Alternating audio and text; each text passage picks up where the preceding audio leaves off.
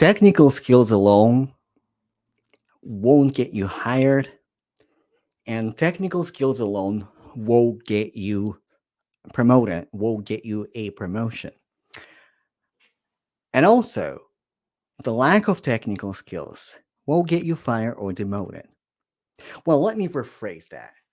Just the lack of technical skills and just technical skills alone won't get you to the next level, to the job that you want, to the promotion that you want, to the leadership role that you want. There's a lot more to it.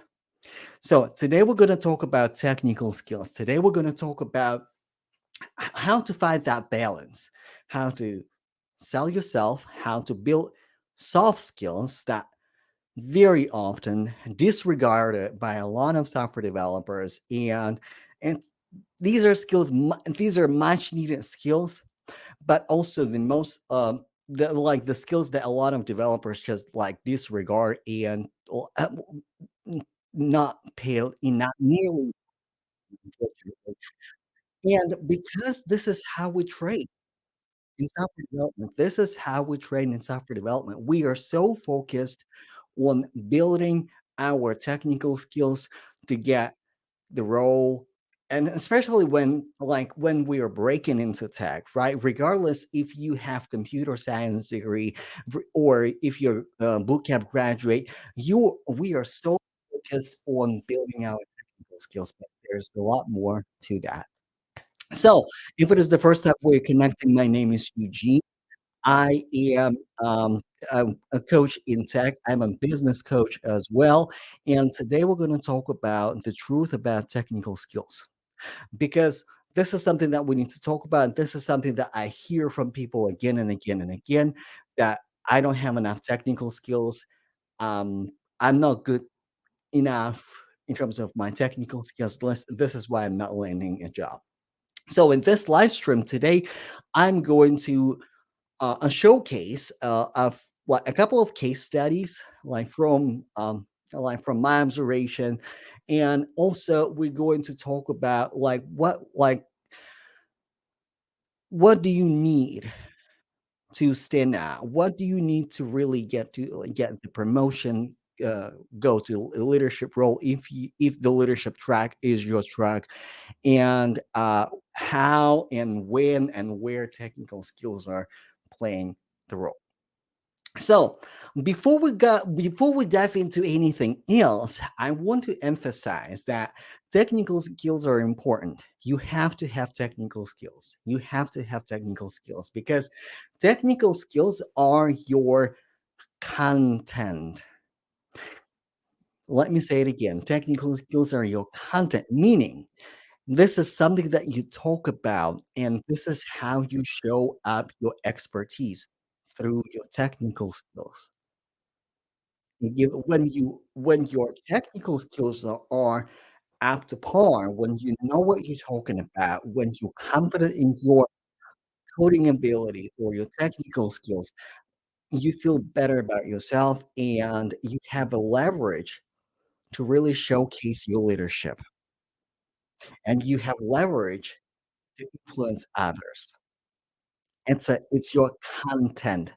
However, every content, and when I say content, I'm not just talking about content creation. This is something that you present, that this is something that you, um, talk about. This is something that you showing up for. Hello, Anil. Hey, happy to see you on the live stream. So, but context is your story. Context is you. So, I'm gonna give you a couple of case studies, but before I do that, I would like to tell you a story about a software developer. So that software developer, um, was hired, like the first job. Like, so imagine the first job. That software developer landed his first job as a QA engineer, and not just as a QA engineer, as a mid-level QA engineer. As a mid-level QA engineer. Hello, Ricky. Like, nice to see you. Um, and when he got hired, the interview before that, he got rejected because he was overqualified. First job, right? First job in tech, and I think it was his, first interview. In the first interview, he was allegedly overqualified because, I mean, in all honesty, that job was a little bit simpler for the target that that software developer was targeting. But the second job, he landed a job, and he landed a job not because that software developer was super technical. Let me say it again. He landed a job not because he was super technical. I'm not saying don't be technical. I'm not saying don't, like, disregard your technical skills, again, but it's encouragement to you that, well, those things are possible. And check this out.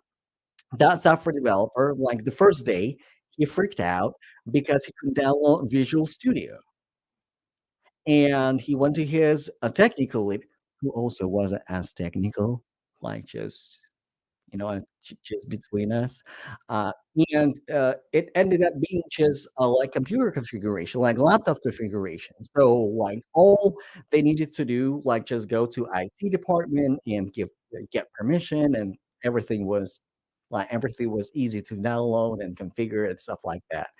So, but a month later, the software developer was mentoring more experienced QA engineers. Why? Because that software developer who got his first job as a mid-level engineer kept working on his technical skills.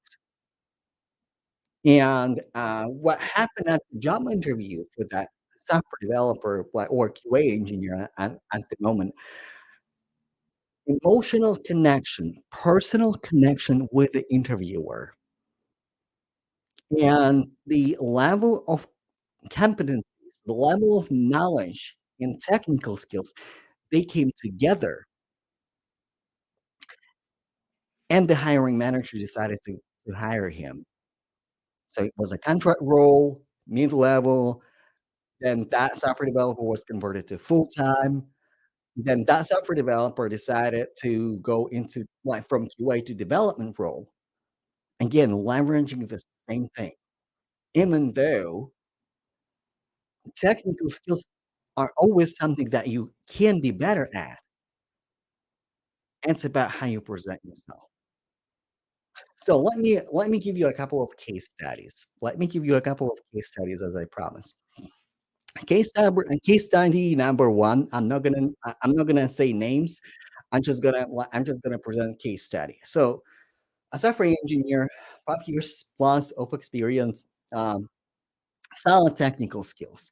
Solid technical skills. And when I say solid technical skills, I'm not talking about algorithms and data structures. I'm talking about industry experience, solid industry experience, solid knowledge, of working with variety of, code bases.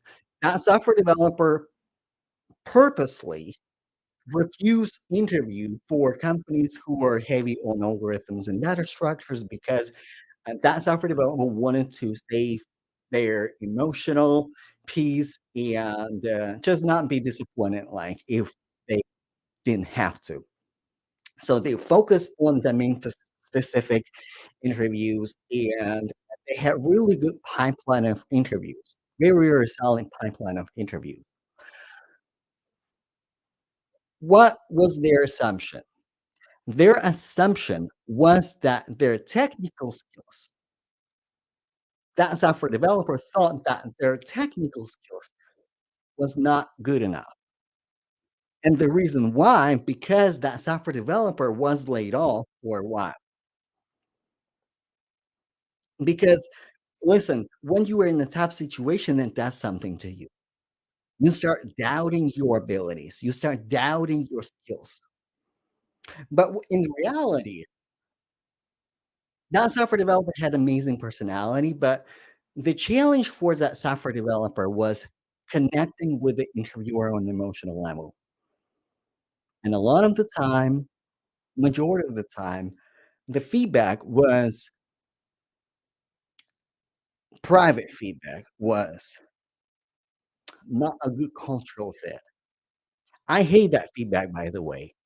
It's just they say, "We don't like that software developer, and we don't care." That's what they're saying. That's why I hate when they say it's not a good culture fit, because define the culture fit. Like, you just don't like that person at that moment. But and this is and that software developer had to work on soft skills, how to connect with other people on deep emotional level. And by the way, a lot of my clients are going through the same thing. A lot of my clients have solid technical skills, but again, interview is a conversation. People hire people. People hire people. And this is when, in my coaching program in Career Legacy, we learn how to connect your story, how connect your personality to your technical skills, how to connect with the person, because they're not hiring your technical skills. Because time and time again, I was a part of 3 hiring teams. Time and time again, we don't hire just for technical skills. We don't hire just for technical skills, and different companies are different. And for certain companies, you might get hired even though your technical skills need improvement. And well, it's just the truth. So that software developer was working on emotional intelligence, connecting with the interviewer, storytelling technique, and really, really establishing that deep rapport. And after that, that software developer had a tremendous success, landing leadership role, tremendous success landing leadership role. And another case study, another software developer who had significant gap in their technical skills. And when I say significant gap, that developer was able to write code and figure it out, but that developer lacked fundamentals, like what is array, dictionary, like how to optimize your code better. But that developer had really good network, really good personality, was able to land a job really, really quickly. Not the ideal job, though, because again, technical skills are important. And when you don't have enough technical skills, or like when you don't feel confident enough, you will lowball yourself and you will settle. That's why it's important to like that's really important. Remember who you are and keep sharpening your technical skills. That's really important. Remember who you are and sharpening your technical skills. So, and why I'm telling you that, a lot of the time in tech industry, I don't know why, but like software developers, they better learn how to talk to people. Tech professionals better learn how to talk to people, because we don't know how to talk to people. We just don't know how to talk to people. Interview, yes, technical questions, technical challenges, all that, but also we have to remember that people interviewing people.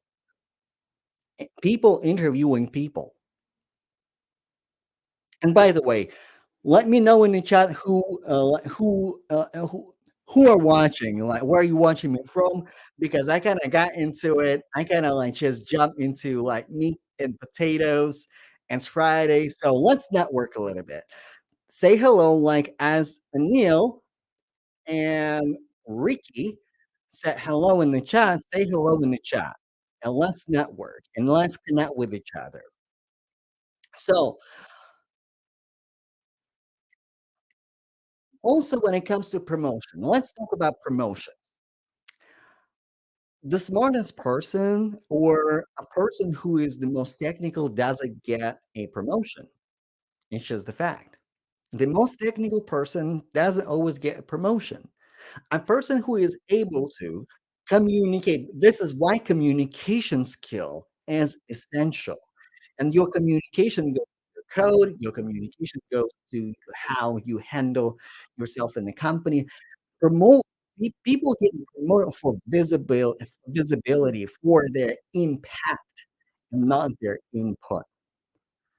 People getting promoted for their impact and their hey, I hope you have plan. Yeah, well, like my weekend is gonna be really chill. So, like, but I hope everybody else is gonna have is gonna have fun plans for the weekend.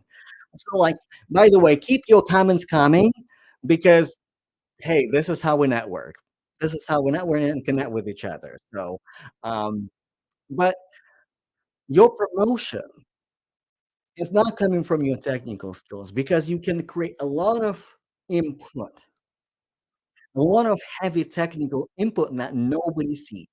I don't know about you, but I always felt weird when like every all hands or every team meeting, we would talk about a few people that names were repeated over and over again, and I never knew what they were working on, but the leadership knew, the right people knew because they knew how to communicate their work and their impact to the right people. Again, technical skills alone won't get you there. And by the way, this is like your communication skills, ability to connect with other humans, with other people, ability to market yourself is going to be your new currency.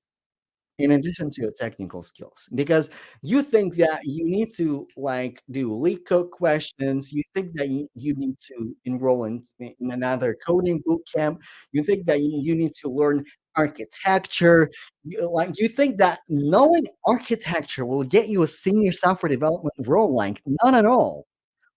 Your, how you position yourself plus your technical skills that will get you a senior leadership role, not just technical knowledge, because you can have all the certifications that you possibly can get. You can have it all, but if you don't know how to showcase that, nobody sees it. And this is why I have an invitation for you.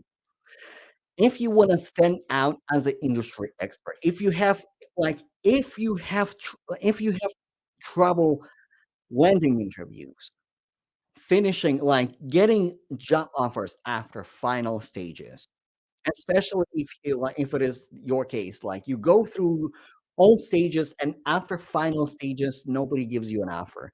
If you're looking for promotion and like you've been struggling to get the promotion, or if you know if facts you know yeah, that you underpaid, I'm willing to help you. And if you're watching me on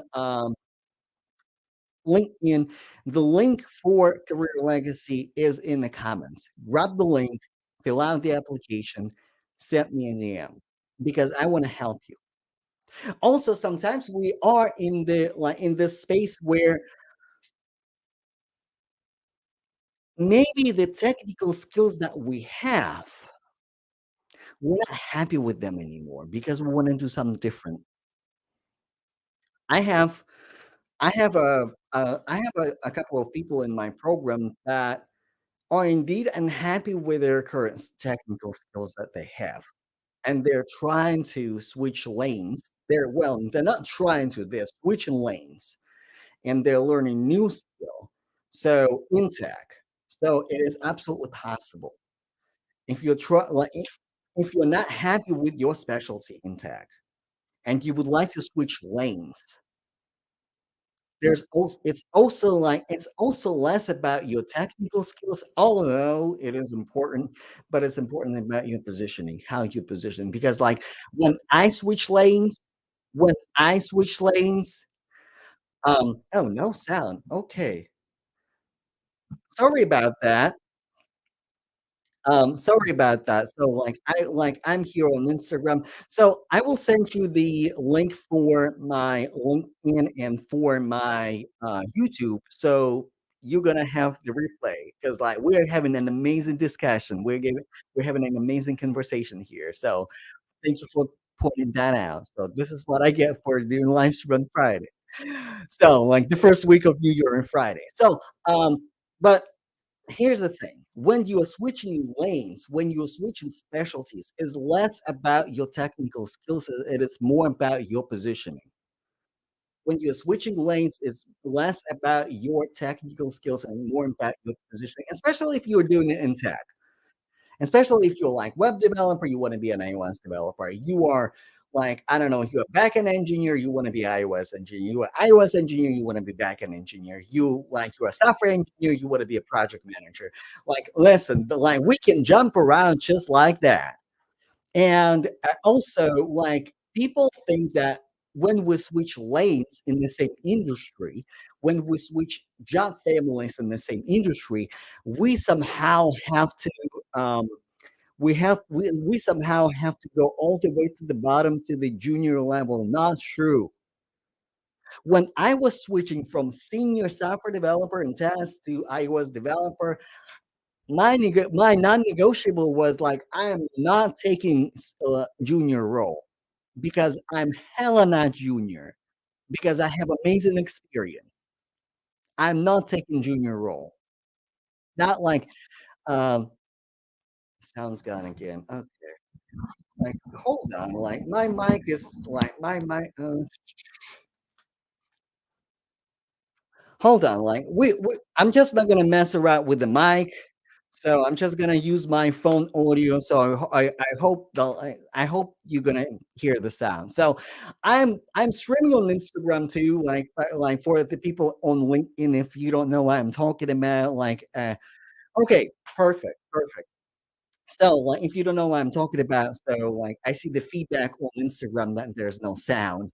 So that's why, technology today is acting up. Listen. So, but again, back to my point, it's about your positioning. You don't have to go back to the bottom. You don't have to go back to all the way to like junior level. And by the way, I don't believe in junior positions personally. Like they're out there, but normally when people are trying to hire people, they're trying to hire people who have enough potential to show up at least at mid-level level. Because like this is why on my application page, like if you're watching me on LinkedIn, on my application page, I say like I don't work with juniors. And what I mean by that, um, I don't like what I mean by that is that I'm not working with the people who are focusing on junior positions because, like, let's be honest, it's really hard to find. But I work with people who are willing to position themselves as a subject matter expert and at least grow to mid-level or position themselves at mid-level. That was my story. Listen, that was my story. That was absolutely my story. And in tech in tech right now, like, I think considering the saturated job market, considering where the economy is, uh, sitting down, being undecisive, and just waiting for something to happen is no longer an option. Because the third skill that you have to have, technical skill, leadership skill, and the third skill that you have to be able to make decisions quickly. You have to be able to make decisions quickly. This is leadership trait. Every single CEO, every single director, every single C-level leader will tell you that that ability to make decisions fast and take ownership and responsibility, that's a skill. That's a skill that will get you further in your career. Because a lot of people what I see right now in the industry, a lot of people are undecisive. And I'd rather your answer be yes or no. 'Cause, like, I don't have maybe in my vocabulary. I don't have maybe in my vocabulary. It's either yes or no, or no, I'm not willing to commit it right now, or yes, and I need help with resistance. I don't say maybe. I don't say later. If I say later, it's a no. If I say later, no, I don't have like, no, I don't wanna commit it I don't wanna commit to it right now. I don't say maybe later because maybe later doesn't exist in my world. Maybe later is a no. And maybe yes, also maybe yes, it doesn't exist in my world. Maybe yes is like, I need I need you to help me to say fully yes, because I'm saying yes, but there's something in the way. Let's talk about what is in the way. I don't say maybe. I don't say I don't know. I don't say I need to think about it. There's nothing to think about. I made a decision. I made a decision long before people asked me about my decision. And this is the skill that a lot of people will need in 2024 to make decision fast. Make a decision and take responsibility, because every single decision that you make will open new door and new opportunity for you. And the fear of making wrong decision will hold you back. Fear of making wrong decision will hold you back. So, let me know if you have any questions. People on IG, people on LinkedIn, let me know if you have any questions about technical skills, about job market, about marketing yourself, about maybe switching lanes. Because like we got into really, really good topics today. So let me know in the comments what questions you have for me, because it's really important. It's really important, especially for software developers, for tech professionals. We're so obsessed with technical skills that we're not able to connect with humans. And then, like in tech, for example, and then we might end up in a team when there's a lot of software developers on the team that really lack communication skills, that really lack emotional intelligence, that really lack leadership skills, and nothing is getting done, not because people don't know how to code, because people don't know how to talk. So I see like a question in the bubble. Hey Eugene. Oh, hey. Oh, hey. Like, hey, like happy to see you. So yeah, like that's like that. What are the questions you have for me? What are the questions you have for me? And listen, I invite you to make a decision today. I invite you to make a decision today and say yes to your say yes to your leadership. Like if you want to show up for yourself, if you want to be the authority in your industry, I invite you to say yes to yourself. Grab the link in the comments and fill out the application. And let's talk. And let's talk like career legacy. Listen, if you haven't watched my previous live streams, like in the feature section on LinkedIn, I have all of the testimonials from my previous clients. One of my clients landed a leadership role last year. So make a decision. Make a decision today. That's my invitation to you. So, question here: what resources do you use to elevate job market outside of what people within the network tell us? What resources do you use to elevate the job market? So,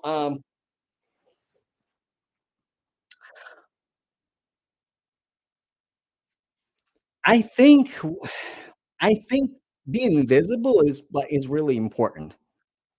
Being visible is really important. I think for sure LinkedIn is your number one tool and number one platform. You just have to know how to work it. Because when people say like, "Oh, my LinkedIn is fine. My career coach from my coding cohort from my boot camp. We work together on my LinkedIn is fine. It's still not working for me. No, it's not fine because I've seen your LinkedIn is it's not specific enough. It's vague. It's not optimized, and you have 500 connections. That's well, this is not the definition of fine. So, LinkedIn is number 1. Being present on, job boards sites, so put yourself out there, like, on the platforms too, like, that's absolutely 100%, a great tool to, like, elevate your presence, so more recruiters see you, and also, like, communicate your executive presence, communicate your skills. Sell yourself on your resume effectively. That's also important. Resume normally is not your problem because, there's a phenomena going around in tech, at least has been going around in tech, when I was at the hiring teams. A lot of software developers have, like, terrible resumes. I mean, terrible, terrible, but, they still get jobs, they still get opportunities, so, like, the resume alone is not your problem, but if you wanna be in a winning position, you wanna have it you wanna get it together. You wanna get it together on LinkedIn, you wanna get it together on your resume. So, when applying for positions, what is your, recommended process? I heard easy apply is not the best approach, and applying, on the career page is better. Any recommendations? Good question. So, I wanna flip the script a little bit. I wanna say, if you see a job that you like, that is really aligned with you, it doesn't matter. Eas easy apply on the job side, because what's going on, how recruiters seeing that, because I work with a lot of recruiters, and, um, a couple of years ago, I coach a couple of recruiters to break into technical recruiting. So what's going on in the inside, on the recruiter side, they get, um, your resume in ATS, applicant tracking system, that doesn't reject your resume automatically, by the way, from multiple sources, from LinkedIn, from the website, and then they go from there. You can use, if it is configured correctly, easy apply easy button or a website, that will work. But my invitation to you, how do you position yourself in a way that you don't have to apply for a lot of jobs? How do you position yourself that recruiters will come to you, hiring managers will come to you without you applying for a ton of jobs? It's okay to apply for a job online. If you like it, you apply. If you see a connection, you let that person know that you applied, move on. Like, ain't no thing. But how do you make yourself to stand out that people come to you? Because listen, in my experience, I applied only for one job on my resume, on my LinkedIn profile, only for one job. All other jobs, I landed because somebody would find me or through networking. Networking and because other people were able to find me. That's how I was able to land jobs, not because I applied for a ton of jobs. And I landed maybe, 1 or 2 interviews out of job applications online. So, should you apply online? Yeah, but your focus should be, how do you position yourself as a leader, as a voice, as a thought leader in your industry so people come to you, and how do you make yourself visible? How do you increase your point of discovery for more recruiters and more managers would see you and come to you? That's a better question, by the way. It's a better question than whether or not to, use easy apply or not. How do you stand out? because that, like, when you figure out how you stand out, how you get the flow going, so that people come to you, figure out, then you're in the game. Awesome questions. Thank you for your questions, everybody. So anything else, really great, really great questions. Um, let me see. So, like, as we're wrapping up, let me remind you one more time. If you want that result, if you want people come to you and not spend hours on applying for jobs online, hours on trying to figure out how to stand out and get the help that you need, get your leadership, get your voice, get your thought leadership in order. Apply for Career Legacy. The link is in the comments, or you can send me a DM and we can set up mini coaching sessions and we can talk about if it is a good fit or not. But more importantly, make a decision. Make a decision and be committed to yourself. Because this is the number one skill that is lacking right now, along with communication skills. This is close second skill that is lacking in software developers. A lot of people just indecisive,